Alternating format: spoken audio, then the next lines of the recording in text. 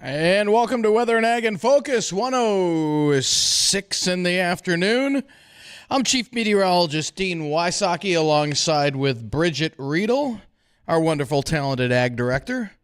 Our other meteorologist came down with the 1-9er. His whole family has it, so he'll be out for a few days. No, thank you. He'll be out for a few days. It finally cooled off. The temperature is nice, and he is laid up at home. So best of luck, Justin. Yes. Hope you're good. Well, especially when the whole family has it. That's even, especially as a little kiddo. That's the worst. Yuck. I mean, man. No thanks. Right? Yeah, we got some rain falling in the area right now. In fact, most of this is along and south of the 94 corridor. We're looking at some rainfall amounts right now. Let's see, Wahpeton, you are at about a little under a half inch. Further south, Sonora, about $1.40. Brampton has about $1.25. Over toward Edgeley, $1.33. You go up towards Jamestown, you're only looking at about 1/10 of an inch. A little closer to home, Prosper is at 2/10 of an inch. Castleton, a little over 1/4. We've got a little over 2/10 of an inch here at the station. And on the other side of the river, from Ulen over towards Moorhead and Sabin, about 1/1700ths of an inch. You go out towards Lakes Country and Otter Tails, checking in with about 1/4 of an inch, but much heavier rainfall. Herman, Minnesota, Elbow Lake over towards Westport, looking at 1 to 2.5 inches of rain down there. But you go north, Grand Forks, just 1/100th of an inch. So most of this was along and south of the 94 corridor. So much needed rain. I'll tell you, my lawn was getting a little bit crispy, a little bit, yeah. Well, that's the best way to put it. And we're getting it. This is not a hard pounding rain. No. So that's a good thing. We're not getting washouts, etc. When you mentioned places like Brampton and so forth in the southeast corner of the state, actually, they have been wet. But this sounds like something that they're still going to be able to make it manageable. Those drowned out spots in the field not getting any smaller, I'm afraid, in that region. But how long are we going to keep getting rain? Am I going to be able to head outside here at 5 o'clock and enjoy the day, or what's that going to look like, Dean? Well, I'll tell you what, that's a very good $1 million question you have there, Bridgette. You're right on top of it for this rainy Monday morning. We've got the back edge of the rain. Oh, it's about a half hour or so just to the southwest and west of the FM area. Now, areas into Lakes Country will hold on to the rain a little bit longer, but we'll call for those showers continuing for about another hour before they start to diminish. In fact, I wouldn't be surprised to see a little bit of, or at least a few peaks of sun towards evening hours before the sun goes down. That should allow us to get close to 70, but we'll be stuck in the 60s as we are right now. We're at 64 degrees here at the studio, so we're not going to move much. And then tonight, partly cloudy, could see some patchy fog, especially in the areas of the heavier rainfall totals. And then as we head into Tuesday, that looks to be the pick day of the week, with temperatures on Tuesday coming close to 80 before more rain comes back into the forecast for Wednesday afternoon and Wednesday evening. So not a bad looking forecast. There goes our humidity. I know, yeah. But at least the temperatures are pleasantly cool in the 70s for the most part this week. And if you're a fan of the summer heat, it'll be back. As we've been saying, it'll be back by mid-month. So just let's enjoy this week if you like the cooler weather. Well, we'll take what we can. We know that we want some heat because our corn crop still would like to see it. In fact, I anticipate being out in our particular field for our Here We Grow project, where we're custom farming 20 acres of corn north of Glendon, Minnesota. I'll be out there Thursday, take a little look around, see what that field looks like, how we're progressing. But much like, as I've been told by others, our corn looks same height and size and so forth as much of the rest of the corn in the region, and things are moving towards harvest. We're very happy to see that. And part of the thing I want to talk about with folks is all of this rain that we've had. What does corn need for water? Let's talk about its water requirements and so forth. And the reason we want to do that is we have Dairyland Seed. They're one of our project sponsors in the field. Dairyland brought us a great quality hybrid that we planted this year, and we're still anticipating really a nice yield as we get closer and closer to our harvest season. So we'll see where that leads us. But thanks again to Dairyland Seed for being just one of our many sponsors. And Bridgette, with us getting an early plant for the most part on our corn crop, does that mean an earlier than normal harvest, or just earlier than some other areas around us? Earlier than some other areas around us. I don't think I'm going to get too worried that we're having an early harvest at this point. Okay. Remember, I'm on Team Frost Free till November 1st. Boy, you're asking a lot. You have to do that. You're asking a lot. How about mid-October? I know. What's wrong with mid-October? I think there's some corn out there that needs just a little bit longer. Okay. I mean, we have stuff that's not even a black layer yet. We got to get it there. We got to keep pushing it along. We'll try and push till November 1, but yeah. Okay. We'll do what we can. As long as we don't have a Halloween surprise. Well, we did last year, but we got past that, right? Then we didn't get a bunch of snow after that. So that really helped us out. Right. Oh man. So what do we have, or who do we have, I should say, as our guest today? I have a lot of stuff. Even before we get to our guest, who, by the way, just a heads up to Addison, our sound engineer, our guest is working to get her camera situated. She may have to give you a call, Addison, to make sure all of that stuff is taken care of. I see her. She just connected, so it looks like she should be good to go. Okay, so we got that taken care of. She says she has figured out. Okay, so here's all the other things that are going on that I want people to be aware of. First of all, we got a call on Friday from Ken, who was out in the field. He's talking about his hay crop, and he said, if I remember right, Ken, and I'm paraphrasing, if I get this wrong, you are welcome to call us back on the Red Wing shoe line at 701-293-9000. But what Ken was mentioning was that they're on second cutting of alfalfa and they were seeing mold underneath the swaths. And he was concerned, what have they been losing for protein, etc. So I went ahead and reached out to a beef production specialist. Actually, his name is Dr. Warren Rushi. He is at South Dakota State University.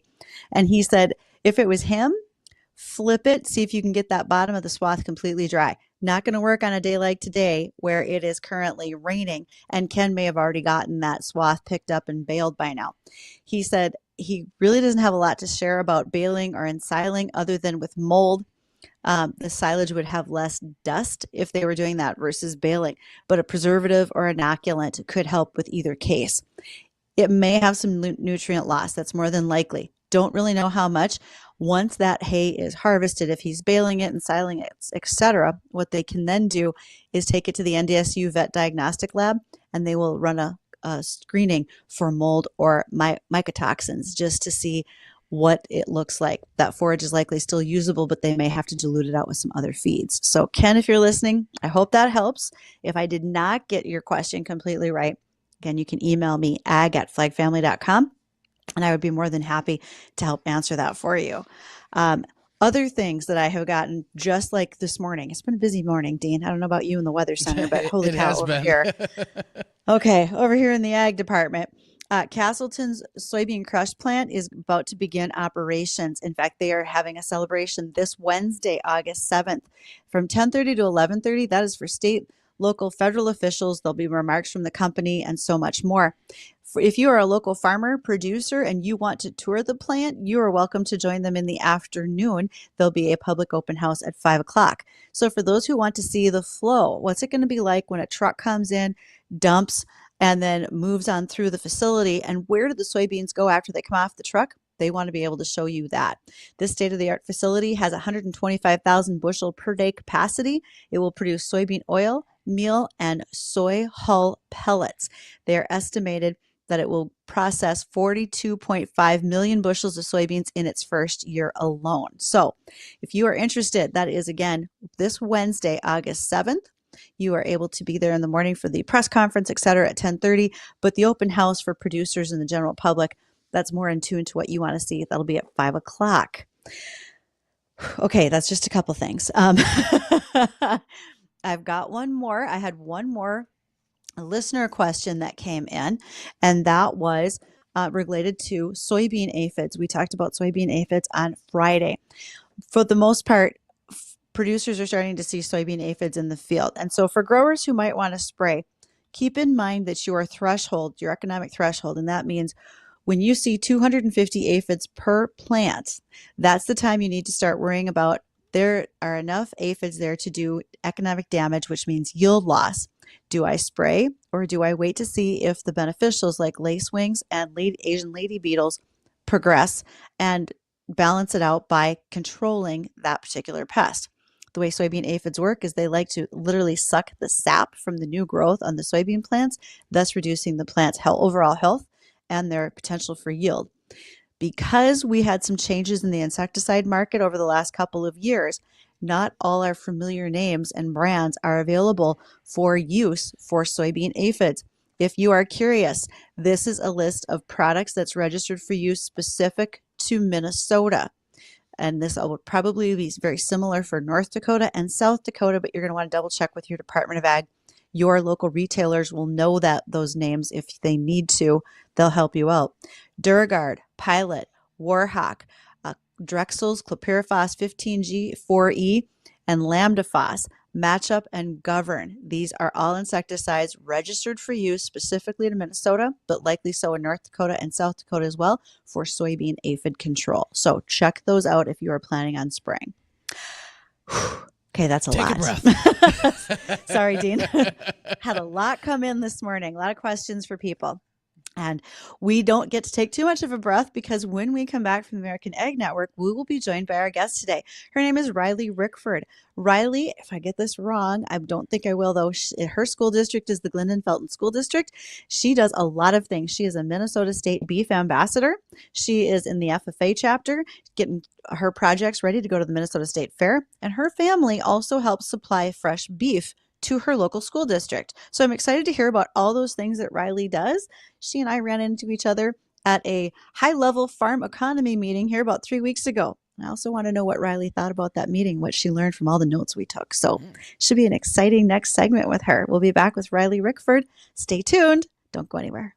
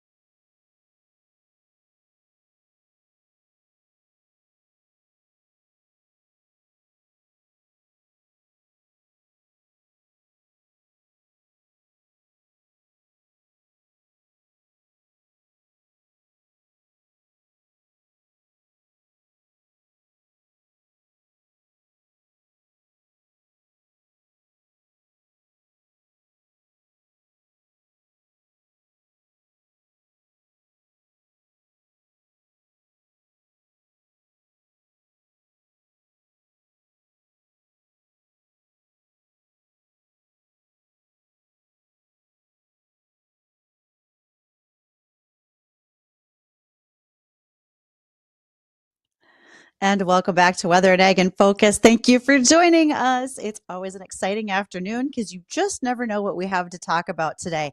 And also, what might be coming up this week? Well, one of those things is I will be out in the field with Ellingson Drainage. They are one of our Here We Grow sponsors. We're going to try to get a video done because it rained a little bit, Dean. You gave me some more moisture to work with coming off those tile pumps. So I'll see what I can do there. We're going to do a nice quick video about what's going on in the field these days so we can keep everybody up to speed. Maybe when we're done, we can all get together for a little beverage. North Dakota Sweet Crude definitely would fit the bill. It is a great summer relaxing drink, and don't forget that you can get it with not only its original flavor, but sweet crude orange as well. If you are looking for samplings, you can do that this week.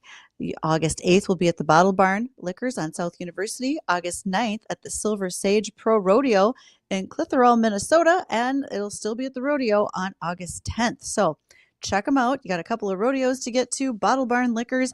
You never know when you have the opportunity to make sure you have North Dakota Sweet Crude. Whew. Oh, and gosh, Dean, I can't forget one more thing. I did.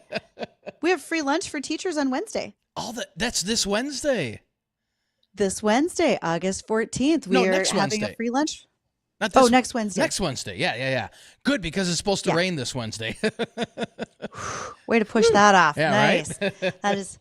So there we go. This week, Wednesday, you could go listen to the what's going on at the North Dakota Soy Processors plant in Castleton. But then next week, especially if you're a teacher, you can come on in for lunch, and that'll be at our studios, WDAY and the Flag. We want to honor teachers and make sure that you stop by from 11 to 2 for lunch. There'll be food trucks, bouncy houses for kids, games, prizes, and a whole lot more. Thank you to our teachers for everything that you do. We greatly appreciate it. I don't know if you ever thought about teaching, Dean. Did that ever cross your mind? It did. I taught when I got out of the business of weather, when the economy crashed in 08. We'll make this brief. I went to work in the casino, and I had to teach some of the new employees coming in about the department. And I suddenly realized that although I love educating people and teaching, I literally had a ruler in my hand, and somebody was on their phone, and I came up behind them and whack, hit the ruler down on the table and said, "You got to start listening." So I'm afraid I'd be that kind of a teacher, and we don't need that. I'd be the old school. I'll be honest. I student taught high school ag, and when they told me, and I know all the listeners out there are probably going to be horrified at this, but when they said, if kids mouth off, you can't cuff them one like teachers could do to me. Right, exactly. Well, obviously, I'm not cut out to teach, so I'll go hang out with adults. That seems like a great idea. So here we are. But I bet this never happens to our guest today. I have a feeling she's very, very good in school, and I got her school wrong. She's at Barnesville. This is Riley Rickford. Riley, how are you today? I think Riley's there. We're going to make sure that Addison gets her sound on. There. Hi, Riley. How are you? I'm doing good. And yourself? Fabulous. Thank you for joining us today. We are excited to talk about all the things that you do. And now I finally got your school right over at Barnesville. So tell us about your family operation and what year you are in school. Yep. So I'll be a sophomore in the fall at Barnesville High School. On our ranch, we have just under 200 head of Angus Hereford cattle that we use to keep our own replacements. And then we also do some quarter beef for families. And then, like you said earlier, we do all of the burgers for both Barnesville and DGF schools. Wow. Okay. She's busy. Go ahead, Dean. She's busy. Sophomore. Now, Riley, from what I understand, your family supplies beef for your local school district. Is that correct? Yep.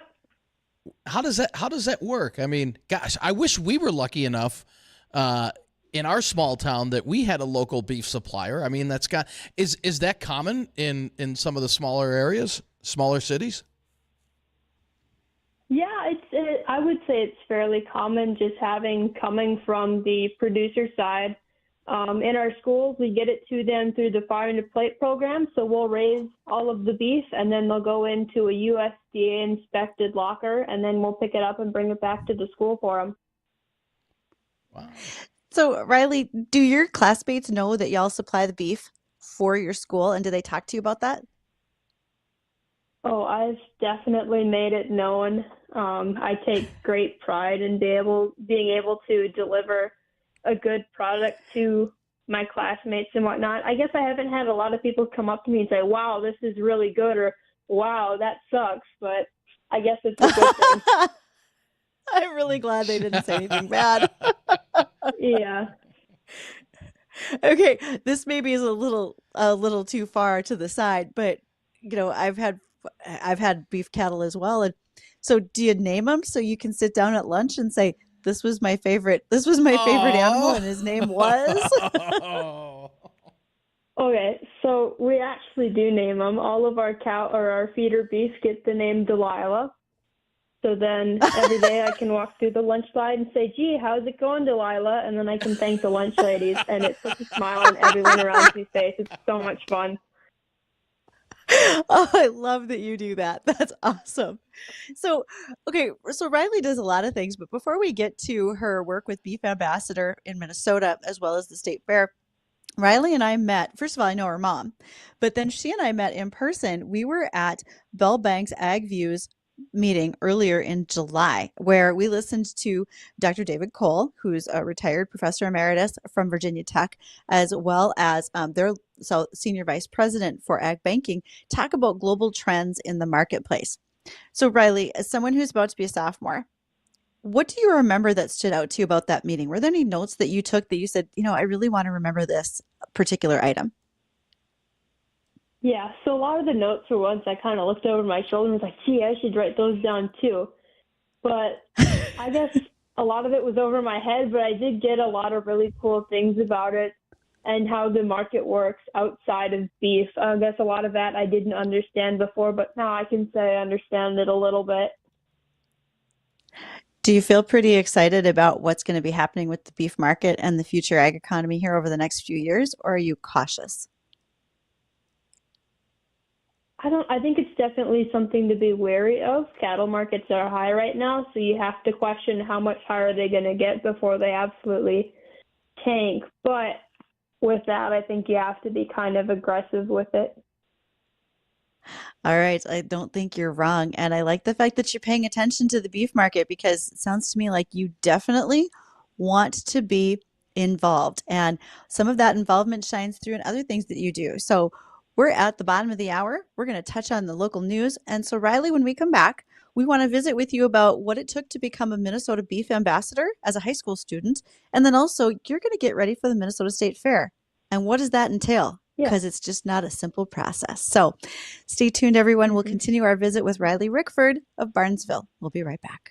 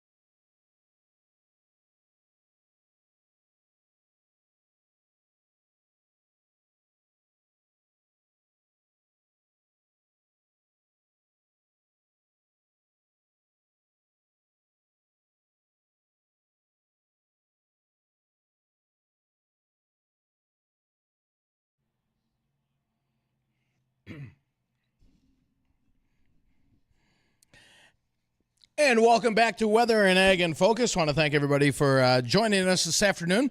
Our special guest today is Riley Rickford. She's a Minnesota beef ambassador and FFA student preparing for the Minnesota State Fair. Riley, got one question for you here. So being a Minnesota beef ambassador, is there any specific GPA or anything like that you have to maintain to be able to keep that title? No. So to be a beef ambassador, first of all, you have to actually make it on the team. The application process has an interview, a social media post, things like that. And then as long as you stay active in the team and make sure you stay on top of your social media posts and your activity logs, you'll be able to stay on the team for the year and in the end get your scholarship. Gotcha. And you've got the Minnesota State Fair coming up. Is this your first time participating in that, and what does that involve? So it's not quite my first time. I've been down to the Minnesota State Fair for 4-H the last 2 years. This will be my first trip as an FFA member. Oh, there you go. Okay, so I want to back up just a little bit to you and your beef ambassador, Riley. You said there's an application project. Okay, having done that, what are the duties now that you have to do with that team? And are you only on for a year? What's your length of term with it? So a beef ambassador's term is 1 year, and then you can get another year as long as you're under 19. And then if you did the best out of your team, you'd be the peer mentor. So that would be your last year, and your job would be to advise the team throughout the next year, helping as needed. Okay, so as part of the team, are you traveling a lot as a team? Are you all presenting individually? What are some of the things that you have to do there? Yep. So with the ambassadors, they've always said whatever you put in, you're going to get out. So I can do traveling, but being up where I'm at, a lot of it is down in the southern counties. So I haven't gotten to do a lot of traveling yet. I'd like to later in my term. Right now, a lot of what I've been doing is stuff by myself, social media posts. Some of the other ambassadors have been able to get out and help pass out ribbons and whatnot at different county fairs. And they've been active in, like, one of them has been active at their town's watermelon days. So getting out and doing stuff like that, but then also working at the team later. So really, you get to volunteer. So if Clay County Fair had called you and said, Riley, we need your help, you would have been up for it. Definitely. That's awesome. Now, Riley, out of all the events that you've gone to as a beef ambassador, what's your favorite and least favorite? My favorite activity I've done, I was at the Red River Valley Fair here over 4th of July weekend, and I had my calf. Her name is Rumley. And at Walmart, I went and I bought a whole bunch of beads and glasses and bows and all that stuff, and I dressed her up. And I got to take her out into the public, and the look on some of them kids' faces, their jaw just dropped. It was awesome. Then I get to talk up with them and say, yep, this is Rumley. This is how old she is. And then I got to just talk about my passion. You asked about my least favorite event. I guess I've enjoyed them all. I haven't had a bad experience with the ambassadors yet, and hopefully I never will. That's awesome. I hope not either. Right. Now, for the ambassadors, do you all represent different breeds? Or you've got a big mix of folks who are Angus or, Charolais or Limousine or whomever. Does it matter? No. So ambassadors, we promote beef for the Minnesota Cattlemen's, Cattlewomen's, and the Minnesota State Beef Council. And so I guess it really doesn't matter what breed you come from as long as you share that same passion as everybody else does. Well, I think you have the passion. So when you dressed up Rumley and you were leading her through the crowd of people, what was the most frequent question that folks asked you? What's her name? How old is she? What breed is she? Is it a boy or a girl? Those kinds of questions. All right. So is Rumley going to the state fair? Yep, she is. Her and her mom will go down as a pair, and then I have another heifer that I'll take down as well. Okay. This is not a small undertaking. I read snaps and posts from people who are parked in line at like 2 a.m. to get into the fair to unload. Walk us through, Riley, what you are doing now from your county fair until you get to the state fair, and what's that whole process look like? What do you have to do to prepare, and what do you have to do once you get there? Oh, really, when you think about it, it's basically just a rinse and repeat. All of them get to go sit under a fan so they stay cool, and they grow their hair, and they get baths once or twice a day, and they eat expensive food and take all the money out of my pockets, or I guess my mother's pockets, because I'm her broke best friend.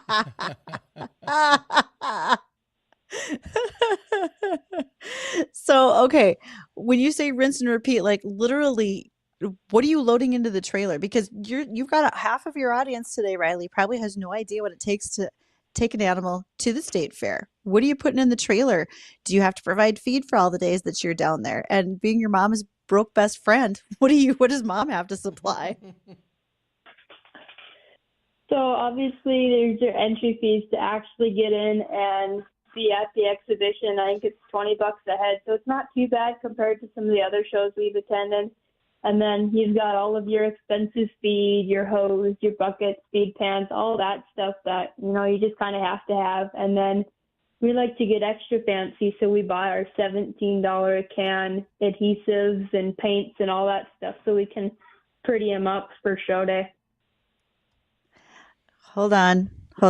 Paint and adhesive. What are you doing to that cow?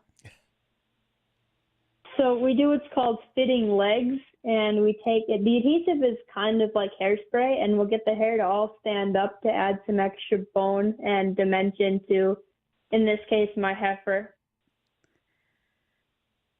Okay. And the spray paint? The spray paint. So the glue, if you put enough of it in, it'll turn white. And so like my heifer's got black legs, so they'll start to look gray. So then you have to paint over it with kind of like spray paint, but it's really completely different. So then we'll get it back to the black it was originally. It's like when we were in the 80s when someone would like spray color into their hair for Halloween, etc. That's kind of what you're doing. Yeah. When you are down there, how many days are you down at the fair? And tell me about how your day starts, like on show day, when you're going to show her, when you're going to show Rumley. How early are you up? What are the steps you've got to go through that day just to get her ready to go? So we're at the state fair. Labor Day weekend is the SFA exhibition, and then show day, I'm not 100% sure what time the show starts at, but I think it's 8 o'clock or 10 o'clock or sometime around there. But we'll end up getting to the barns probably around 5:30, 6 o'clock, just so we can skip over all of that morning traffic. And then it'll be a matter of getting the cattle fed, getting them washed, blowed, and then kind of waiting for that sweet spot time so that way we can get their legs stood up like I was talking about earlier, and they won't lay down on us and wreck it. So at that point, it's just a matter of keeping them happy. So Riley, it's like getting ready for the prom, except you don't want them to mess anything up that you just did to them, right? Exactly. Okay. As a kid who was back and forth to the North Dakota State Fair, I didn't get to show, but I was there. So a couple of questions for you. Are you guys staying in the barns like we did at the North Dakota State Fair? Are you staying in your trailers? You're close by. Who takes care of the animals at night? Is there security and so forth? Yep. So we'll be staying at a hotel that's, I think, within 20 minutes of there. I would stay in the barns, but I've heard that they're really loud and hot, and I would like to sleep, so I won't be doing that this year. As far as security and whatnot, they have the fairgrounds locked up at night, and at that point, we just hope that the cattle stay tied in their tie-out spots and nobody jumps over the fence and gets into them. That would be best, because even as docile as those animals are, because you've handled them and worked with them so much, when there's somebody new around, that can really be agitating. So I understand your concern about something getting in to upset the animals, because there's too many of them around, right, for that bad thing to happen. Exactly. So Riley, are you taking anything besides Rumley and her mom and another cow down to the fair? Do you have static exhibits or any other animals that are within the family that are going? I don't have anything else. We're going to be trailering with a couple other of my friends from the Barnesville State chapter as well. And I think it'll be a lot of fun. We're all basically closely related, but not related at all. So Riley, I'm sorry. Go ahead, Bridgette. I'm sorry. No, I just think Riley's gonna have a great time down there at the fair. Right, no doubt, no doubt. Now, Riley, I mean, you've got a few years of school left. What are your plans after you graduate? Are you going to stay and work on the family farm? What would you like to do?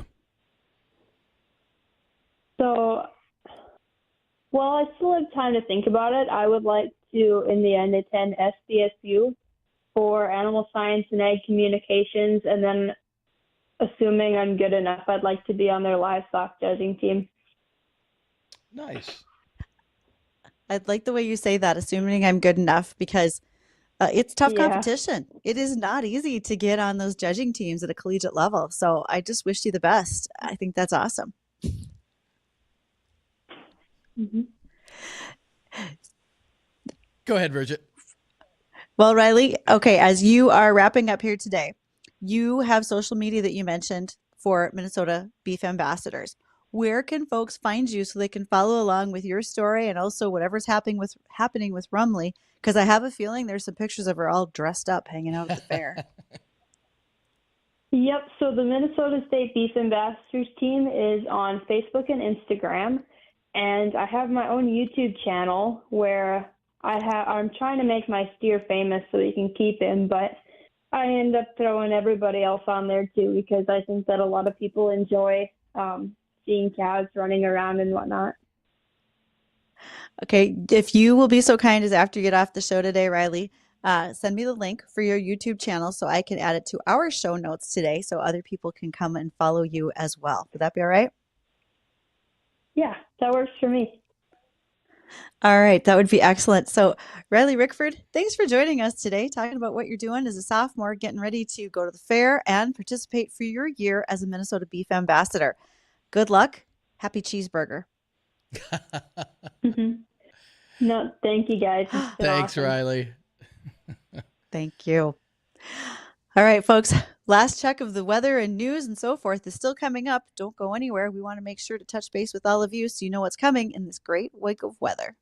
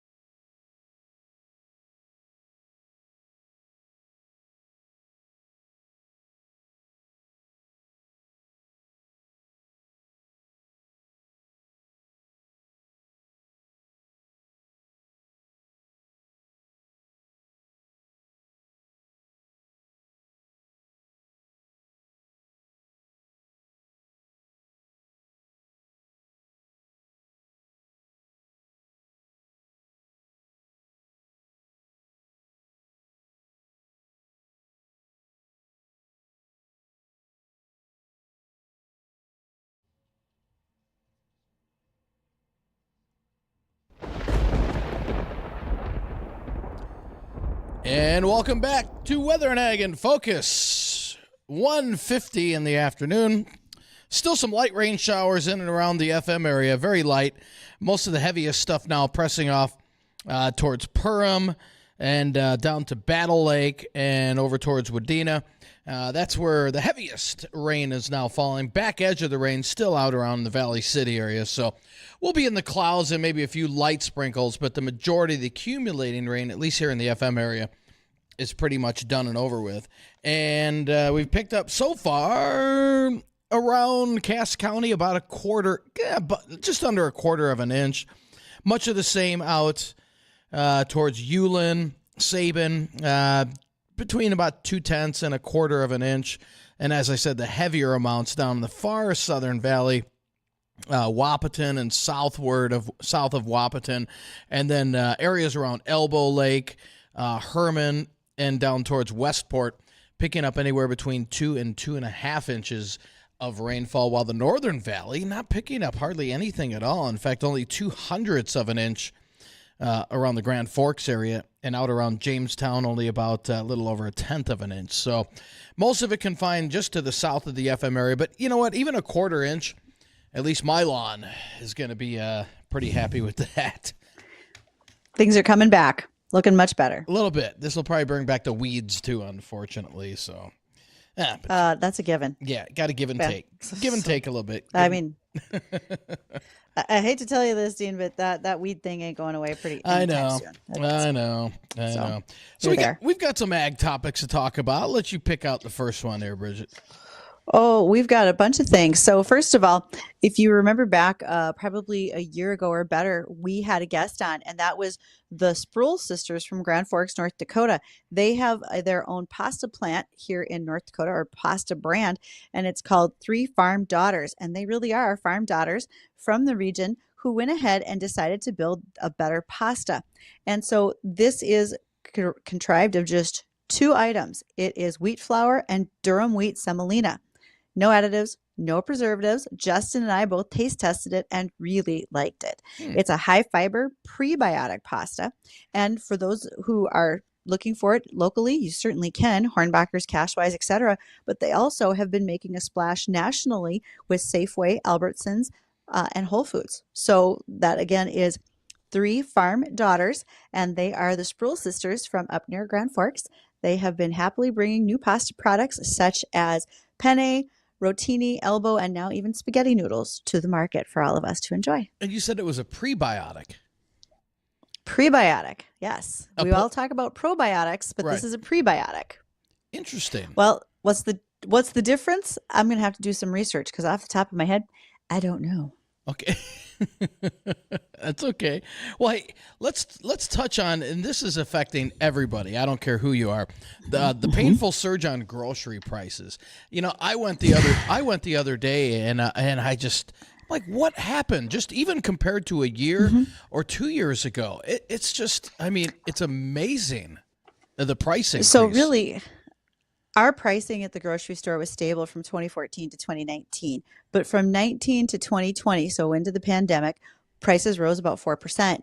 Then from 20 to 21, it was up another 6%. From 21 to 22, it jumped another 12%. So you're looking at a 25% increase from fourth quarter of 2019 until the first quarter of 2023. And that was a year and a half ago. So we already have increases since then.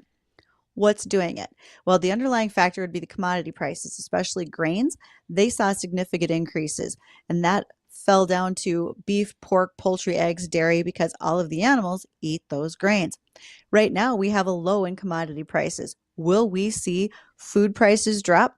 They don't correlate that quickly. So even though we have low commodity prices, we're not going to see reduced grocery store prices within a week or anything like that, because the grains that were purchased and are in processing, that price is still traveling on to the consumer. We've also seen the wages at supermarkets rise substantially. Reason we had to do that was getting more people to work.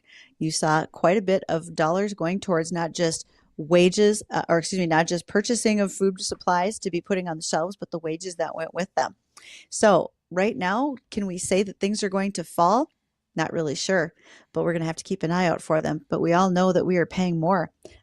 Previously, I've done a ag in the classroom visit for fourth graders across the state, talking about North Dakota's agricultural economy. And at the time, so this would have been easily pre-pandemic, we talked about for every $100 that American spends, $10 was spent on food. And that was really low compared to France, which was in the 30s, or Japan, which was spending well over 70% of their average dollars on food. Now we see that we are gaining ground very quickly to some of those other countries.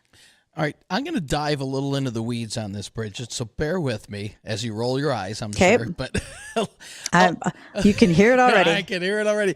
A lot of people will blame the higher prices, the higher grocery prices, on whatever president is in power. How much of that is reality? How much? I mean, it does. You said grains and prices with that make a big difference, but there's certainly some political affiliations to that. But when I think about not just what's happening at the farm level for a commodity price, you also have to think about the fact that transportation costs are up tremendously as well, because what we were paying pre-pandemic for fuel, diesel or gasoline, was substantially less than what we're paying today. That affects the transportation of our food.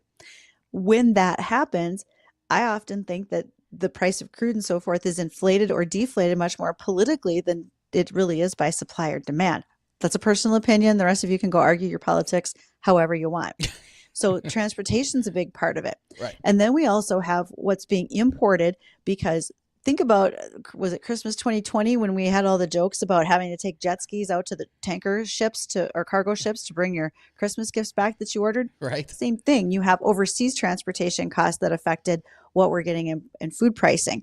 Input costs on food, fertilizer that was being shipped into the country at a higher level. So all of that probably affects us even more so than what we think about as a commodity price. And I look at transportation costs as directly affected by politics. Interesting. So that's a pretty general and easy to understand breakdown, though. It is. That's just me. That's just the way I think of it. I'm sure someone has an argument differently, but then feel free to bring that up on your own show. There you go. And how about we hit? We've got about a minute left here. French farmer protests. What's going on over in France? Well, they haven't slowed down, but the French are very upset with their whole farm to fork initiative, and this is part of the Green Deal that's been happening over there. What they're being told is that they will have to reduce their pesticide use by 50% by the year 2030. That's really only 5 growing seasons away. Folks don't have a problem reducing their pesticide use if there are viable alternatives. Currently, there are not viable alternatives for many of the things that the French government wants to do in order to follow the directives by the EU. When that happens, you now have yield loss. When you have yield loss, you don't have enough food, fiber, etc., to support your own country. And so farmers are going to be losing money. There will be less food availability for the French. And there are greater concerns, just as we've been talking about food inflation and so much more. So French farmers are very upset. They say, we can do this, but we can't do it in 5 years. We need a better timeline. And that hasn't been a well thought out process at this point either. Oh, so you mean this Green Deal that keeps trying to get pushed quicker and quicker isn't quite working? Gee, imagine that. God. Wow. Right. What a shock. Well, for Bridgette and myself, we want to thank everybody for joining us here on Weather and Ag in Focus. Don't go anywhere. The number one afternoon show, The Jay Thomas Show, that's coming up next.